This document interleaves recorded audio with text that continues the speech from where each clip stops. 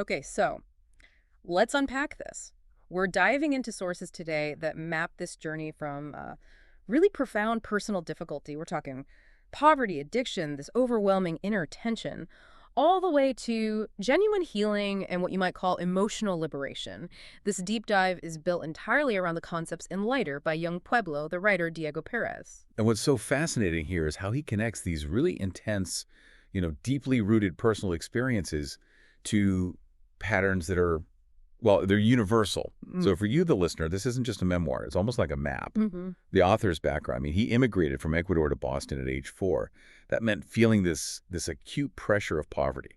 His mom cleaned houses. His dad worked in a supermarket. They really struggled. And that kind of external stress, that feeling of scarcity, it just leaves a huge internal mark. Precisely. The sources position that inner turmoil. The anxiety, the sadness, the craving for some kind of relief is the main block to happiness. It just brilliantly shows that changing cities or getting a new job, that won't solve the underlying conditioning. The problem isn't out there. It's the patterns running inside us. And the entire transformation, it kicks off with this moment of shocking clarity. It came from a crisis. Yes, a huge one. He recounts this terrifying experience with some dangerous intoxicants that brought him to a literal physical halt. He was on the floor, right? Yeah, lying on the floor, couldn't move, just caught in this emotional vortex. Yeah. On one side, he felt this immense regret for the path he was on, dishonoring his parents' sacrifice. And on the other, overwhelming gratitude for the life they'd given him. Yeah. And that shocking moment, that forced stillness, it made him commit. He had to live differently. A choice between sinking or honoring the chance they gave him, that really sets the foundation for our first big topic, self-love. He calls this the missing link to wholeness. So what does that actually mean? Beyond, the superficial idea of just treating yourself? Yeah. Well, the definition he gives is profoundly internal. It's actionable. It's defined as the way you relate to yourself with compassion, honesty, and openness. Okay. It's about approaching every single part of yourself, the good parts, the wounded parts, all of it, with unconditional acceptance. So it's explicitly not about materialism. That's the easy trap, isn't it? That's the crucial distinction. He even says, small gifts or trips might be self-care. But that's not self-love. Why not? Because they're tied to that craving and dissatisfaction loop. External relief is always temporary. And if your ego gets stronger, if you become more self-centered, that's also not self-love. That's just agitation covering up insecurity. So self-love is an internal relationship. It needs intimacy. And this is where he brings in this idea of radical honesty. It does. This is where the power is. Radical honesty is it's about engaging with your inner world with this intense curiosity. It means acknowledging old pain, wounds that need tending, instead of just pushing them down. The whole point of it isn't confession. It's recognizing that denial is the biggest drain on your energy right now.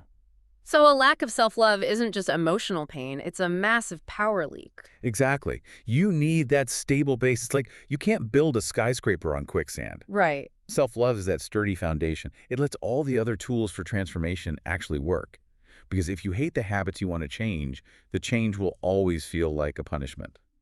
You have to accept where you are now before you can gently guide yourself somewhere healthier. Okay, so if self-love is the foundation, what's the first tool we use to start building? Let's get into the process of healing and unbinding that conditioning. He's very upfront about it. This is a hard and long journey. No quick fixes. It has to be long. I mean, these emotional patterns or behaviors, they're built over decades. They harden like concrete in the subconscious. When he started his recovery, just breaking those old patterns was physically hard. Like the jogging example. Yeah, he talks about starting to jog and how his body just hurt, or trying new, healthier food and how his taste buds fought him on it. Good habits felt like entering this unknown kind of disagreeable world at first. But the key is persistence. Going back wasn't an option anymore. The pain of the past was finally worse than the discomfort of the present struggle. And this is where he found a specific spiritual mechanism that changed everything for him. Vipassana meditation? Yes. This practice, taught in the tradition of Esen Goenka, became the engine for all this change. And the core insight he learned from it is that our reaction is not really driven by the thought itself. What is it driven by then? It's driven by the sensations in the body that pop up at the same time as the thoughts. Okay, let's drill down on that. That sounds like the technical core of the whole book. Okay, think of it this way. Your mind has a thought, maybe a worry about something. At the same time, your body generates a physical sensation. maybe tightness in your chest or a pit in your stomach. Mm-hmm. The deeply conditioned mind then reacts to that sensation. Not the thought. Not directly. If the sensation is pleasant, we react with craving. We want more of it. Mm-hmm. If the sensation is, disagreeable, we react with aversion. We try to push it away. And both of those reactions, craving and aversion, just keep you stuck in the cycle. Exactly. Every time we react, we reinforce the unconscious pattern. So healing then is about building equanimity. A balance of mind. Right. It's the ability to just observe these sensations when they come up without craving or aversion. This detachment, this observation, is what he calls the unbinding process. You're basically purifying a lifetime of subconscious tension by choosing not to react. But doesn't that create a kind of paradox? If you're letting go, but also consciously feeling that old heaviness, that old hurt, aren't you just empowering it? That's a critical question. And the answer is about separating the feeling from your identity and, importantly, your action. Letting go is, well, it's simple, but it's not easy. It's about being able to see yourself clearly. So you feel the heaviness, but you don't become it. You don't become it, and you don't let it take the steering wheel. The author says the initial reaction, that's the past revealing itself. The real you is the conscious response that you choose after that reaction. That sounds like it requires an immense amount of time. I mean, he found this through intensive meditation retreats.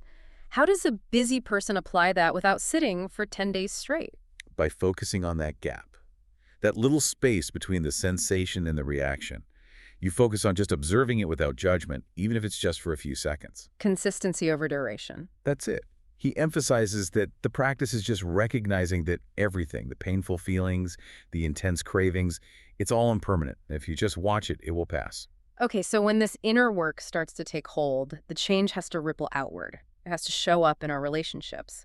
He calls this emotional maturity and defines it as continuous growth. What does that actually look like day to day? It looks like specific, measurable changes. A huge sign is making healthy sacrifices that support your long-term well-being over short-term pleasure. Like choosing the hard conversation. Choosing the hard conversation over comfortable avoidance, exactly, or embracing the repetition of a good habit, even when the payoff feels really slow. And a big part of that is energy management. Absolutely.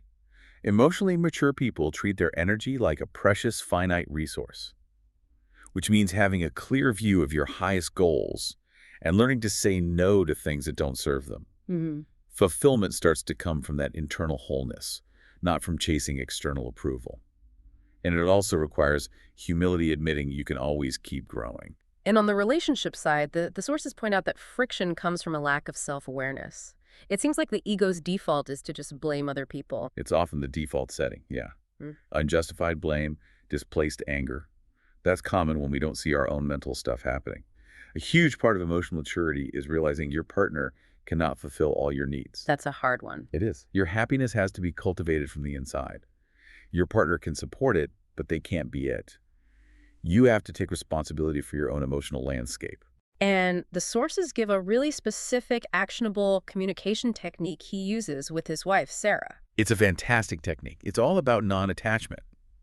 So instead of saying, I am angry, or I am anxious, which kind of fuses you with the emotion. Yeah, it becomes their identity in that moment. Exactly. They use language like, anger has come up, or I have a lot of anxiety moving through me. Oh, that's interesting. It separates the person from the emotion. It frames the emotion as this temporary state just passing through. Right. And that allows the partner to offer support to help with the anxiety rather than just getting blamed for it.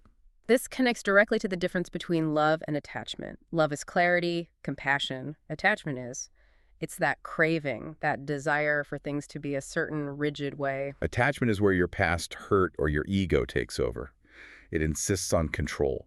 He gives this really relatable story about his sister's college application process. He was the first to go to college, so he was so attached to the idea of helping her perfectly that he just interfered. He didn't listen. He was trying to mold her experience based on his own expectations. So you had to step back. She realized he had to step back, communicate better, and switch his whole energy from teaching to just asking questions. So attachment is basically denying the other person's freedom and complexity. Exactly. The more we identify with something, a person, a role, an outcome, the more the ego grabs it and the deeper the attachment. And the deeper the attachment, the more you're going to suffer when things don't go according to your rigid plan. Okay, so this inner transformation, moving from attachment and habit to clarity and acceptance. This is great for one person. But what happens when it happens at scale?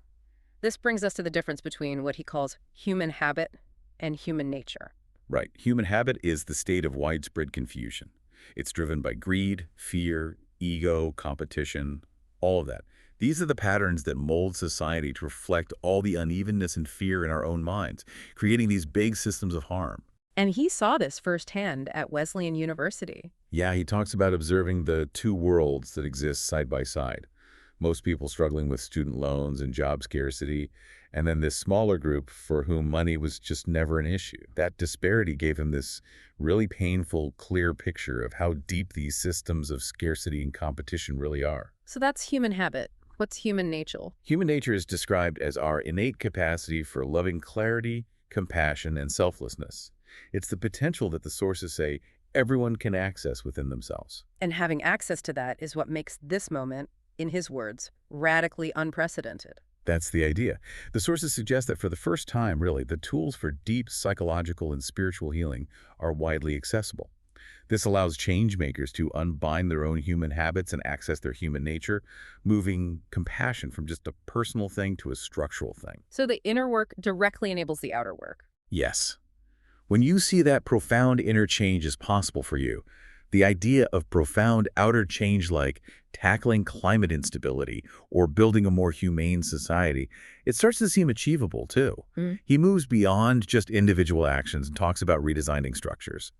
He advocates for moving away from rigid, hierarchical, sort of triangular structures. Where power is all concentrated at the top, so what's the alternative? He champions circular models, decentralized systems like worker-owned businesses and mutual aid networks. Okay. In a triangular structure, decisions funnel up, making the system brittle and reflecting the fears of a few people. Circular models distribute power, making the system flexible and resilient. And he even brings this into governance with the idea of participatory budgeting. That's a powerful example. It just means that residents, not just politicians, get to vote directly on how public money is spent in their own communities. It's a mechanism that structurally distributes power more equitably. It moves the system toward democratic clarity and away from hierarchical control. The ultimate conclusion, then, is about balance. Absolutely. Inner change and outer change are deeply intertwined. We can't fall into extremes where the individual gets erased for the collective or where the suffering of many is ignored for a purely individual focus. It seems the path to a lighter life is gradual. It's about building that pillar of inner balance, moving from being dominated by your past to operating from the present and finding your own pace. And you have to remember, healing is not linear. You're going to stumble. You'll fall back into old habits. But the way to measure progress is simple. If you react with a little less intensity today than you did a year ago, if you choose a more productive option a little more often, you are making progress. We have to celebrate those inner victories. What matters most is just moving forward, even if the steps are tiny. The author makes a really compelling case that moving slowly can be a radical act in a society that is just addicted to speed. And by removing that self-imposed competition, that attachment to rushing, we actually become more effective, more powerful, because our actions become intentional responses, not just habitual reactions. Organic development always outlasts the ego-driven sprint. So consider this then. If moving slowly is the radical act, what one major goal in your life, your career, a creative project, maybe healing a relationship, could you apply this principle of organic development to? What if you consciously chose effort and long-term consistency over that compulsive need to rush? How might that fundamentally change your outcome, not just in terms of success, but in terms of your own inner peace?